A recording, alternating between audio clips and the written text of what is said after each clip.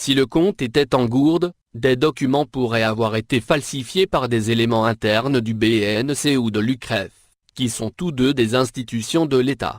Et si les dépôts ont bien été effectués en dollars, le président élu a encore beaucoup à expliquer.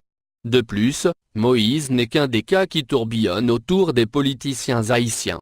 En janvier 2017, le sénateur élu haïtien Guy Philippe a été arrêté et extradé pour faire face à des accusations de trafic de drogue aux États-Unis. Philippe avait fait l'objet d'un mandat d'arrêt en Haïti et figurait sur la liste des personnes les plus recherchées par la Drug Enforcement Administration des États-Unis à la suite d'un acte d'accusation lancé en 2005 aux États-Unis. Pourtant, il a été autorisé à courir et a gagné une course sénatoriale en 2016. Un deuxième sénateur élu en novembre 2016 est soupçonné d'avoir changé de nom pour cacher une condamnation américaine pour trafic d'êtres humains, selon le Miami Herald.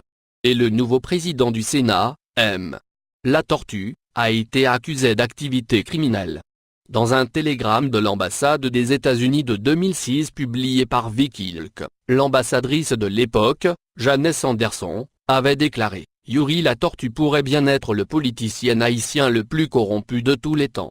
Le câble diplomatique indique ensuite que Latortue disposait d'un réseau puissant, comprenant des membres de la famille occupant de hautes fonctions et des trafiquants de drogue. Les allégations de corruption sont aussi élevées que le palais présidentiel avec au moins deux des administrations précédentes d'Haïti. Les opposants à l'ancien président Michel Martelly ont affirmé que le président était entouré d'un réseau d'amis et d'assistants arrêtés pour viol, meurtre, trafic de drogue et enlèvement, selon le New York Times. Et l'ancien président Jean-Bertrand Aristide a été accusé de corruption en Haïti, ainsi que d'allégations de trafic de drogue formulées par des accusés devant des tribunaux américains.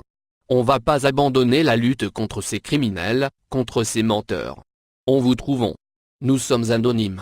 Nous sommes légion. Nous n'oublions pas. Nous ne pardonnons pas.